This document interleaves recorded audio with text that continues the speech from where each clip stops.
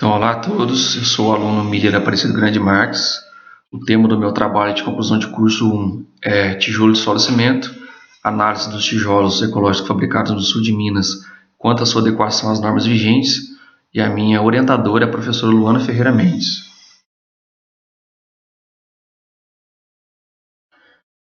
Então, o objetivo do meu trabalho é fazer uma análise dos tijolos de solo e cimento que são fabricados no sul de Minas quanto à sua adequação às NBRs.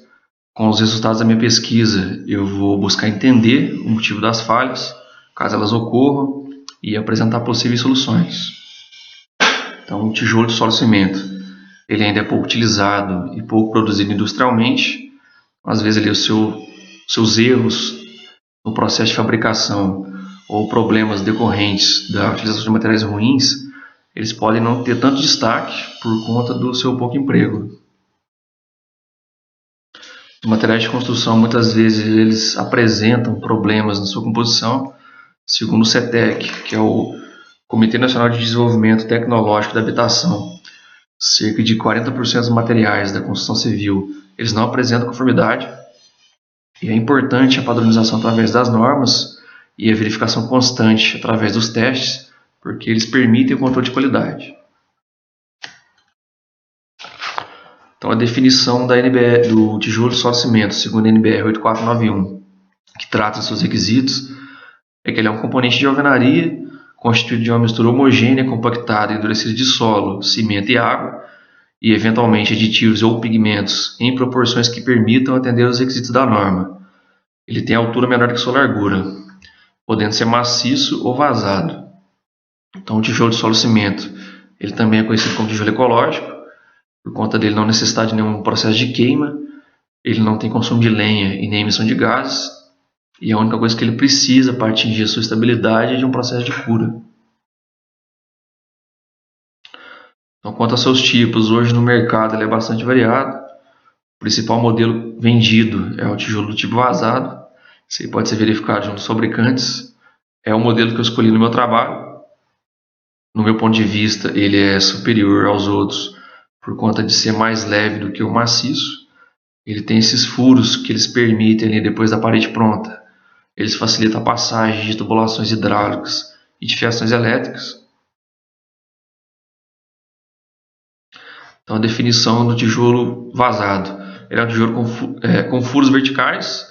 Então, ele tem o seu volume total inferior a 85% do volume que ele teria se ele fosse um maciço, que é o volume aparente. E os seus furos, eles retiram do tijolo ali no mínimo de 15% do seu volume. Só que para isso ele tem que obedecer algumas medidas. Então, caso o tijolo possua furos, esses furos eles têm que ter o eixo perpendicular à superfície de assentamento, e a espessura mínima do seu entorno tem que ser de 25 milímetros, e a distância mínima entre os furos de 50 milímetros. Então, esse é o tijolo do tipo vazado. Ele tem dois furos, a distância mínima do seu entorno tem que ser de 25 milímetros, e a distância mínima entre os furos ela é de 50 milímetros.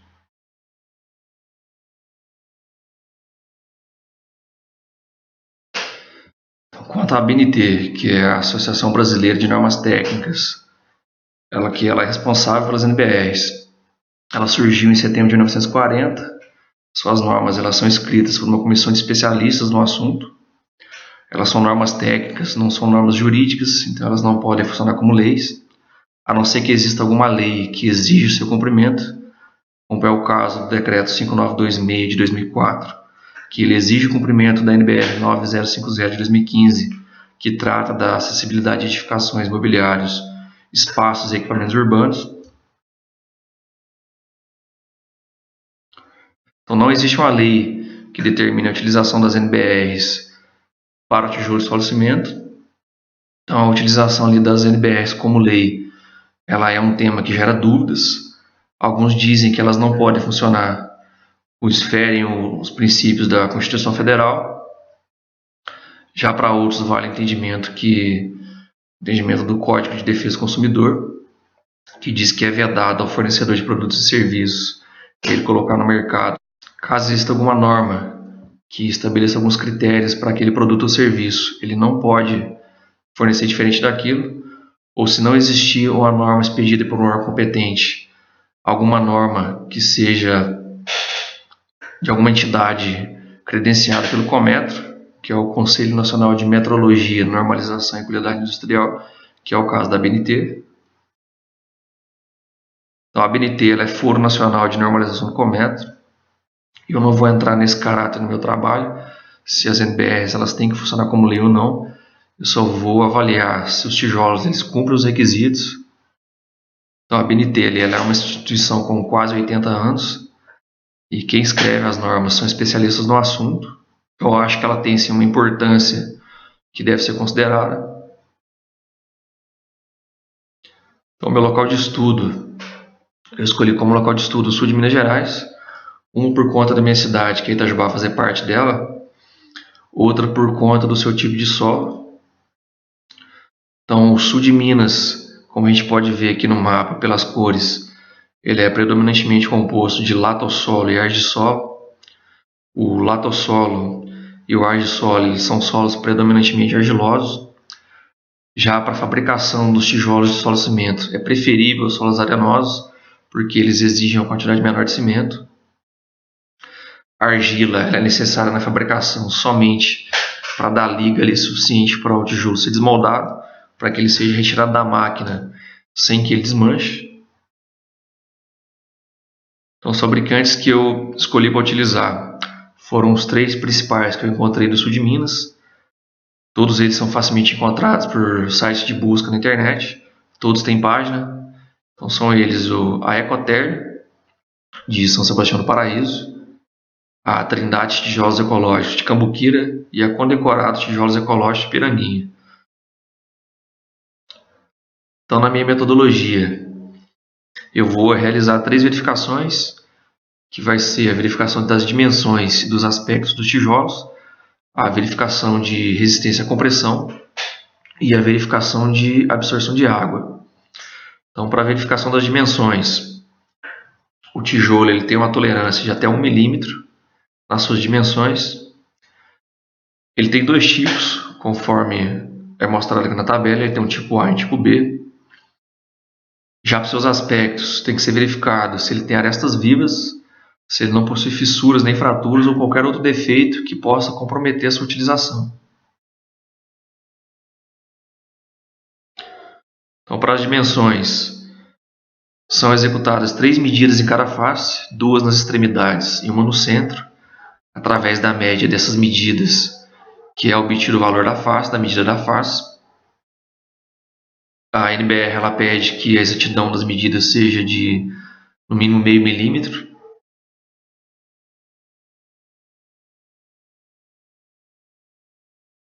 Então, a segunda verificação que eu vou realizar vai ser o ensaio de compressão simples. Então, a prensa ela tem que cumprir os requisitos da NBR ISO 7500-1 e a metodologia vai ser a descrita na NBR 8492. Então, para o ensaio, tem que ser utilizado um lote. O lote ele é considerado com no mínimo 10.000 tijolos. Para cada lote é retirada uma amostra de 10 tijolos. 7 são destinados ao ensaio de compressão e 3 são destinados ao ensaio de absorção de água. Então, como que é executado os corpos de prova? O tijolo ele é cortado ao meio, ele é unido por uma pasta de cimento pré-contraída, que é uma pasta que vai ficar em repouso por 30 minutos antes de ser utilizada. E essa união ela tem que ter uma espessura de 2 a 3 milímetros. É retirado as rebarbas dessa união e é aguardado 12 horas até a secagem. Após o endurecimento, o corpo de prova ele é mergulhado por 6 horas na água e ele é retirado somente antes do ensaio. Ele tem que ser seco por um pano úmido em até 3 minutos após a retirada. É medido as dimensões da faixa de trabalho, que é a face que vai ter contato com o prato da prensa, sem ser descontada da área dos furos. E a norma ela determina que essa medida tem uma precisão de 1 milímetro. Então, o corpo de prova é submetido à carga da prensa, a razão de 500 Nm/s, gradativamente até sua ruptura. O corpo de prova também, antes de ser submetido à carga da prensa, ele tem que ter ambas as faces regularizadas com a pasta de cimento. Até uma das faces ela vai ter um ressalto ali que existe em torno do furo. Então elas têm que ser regularizadas para que a carga da prensa ela seja distribuída igualmente no corpo de prova. Então a resistência ela é dada em megapascal, ela é resultado da divisão da carga máxima suportada em newtons pela área da face do corpo de prova, que é dada em milímetros quadrados, e a resistência da amostra ela vai ser obtida pela média das resistências individuais. Então esse é o corpo de prova de tijolo vazado. Essa é a prensa do laboratório do Unis, ela é do tipo manual da Solatest.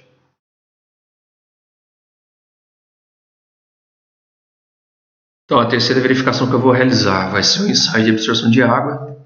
Então os 3 tijolos restantes da amostra eles vão ser secos em estufa a temperatura de 105, entre 105 e 110 graus, até atingir a constância da massa. Então eles vão ser secos e pesados. E assim que eles atingirem por 2 vezes consecutivas o mesmo peso, eles atingiram a constância da massa. Então essa massa do corpo de prova seco ela vai ser chamada de M1. Após isso, eles são imersos em água em temperatura ambiente por 24 horas. E logo após retirados, eles devem ser enxutos com um pano úmido até 3 minutos. E essa massa do corpo de prova saturado, ela vai ser chamada de M2. Então a absorção ela é dada em porcentagem, ela é resultado da massa saturada menos a massa seca, dividida pela massa seca vezes 100. E a absorção da amostra ela é obtida pela média das absorções individuais. Então essa é a estufa de secagem do laboratório do Unis. Então desses ensaios vai ser gerado um relatório. O que vai constar nele?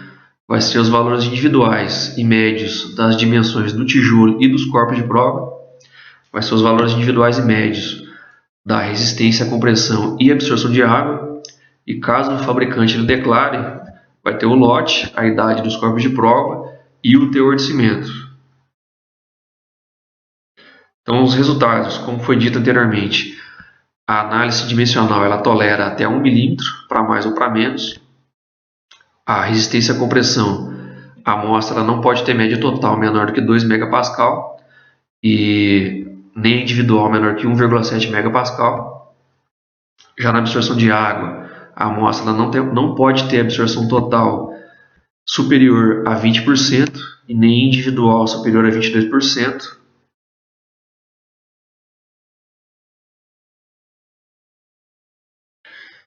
Então essa era a proposta que eu tinha para o meu trabalho de conclusão de curso 1. Eu vou continuar pesquisando sobre o tema e fazendo o estudo das normas. Eu quero entender corretamente ali a execução dos ensaios, todos os detalhes. Então talvez para a TCC2 eu possa complementar ainda mais a minha pesquisa com outras normas que me auxiliem a entender os resultados, como a 10833 que trata da prensa de fabricação, a 6459 que trata do limite de liquidez do solo, a 7180 que trata do limite de plasticidade. E é isso. Eu agradeço a atenção de todos e até o TCC2.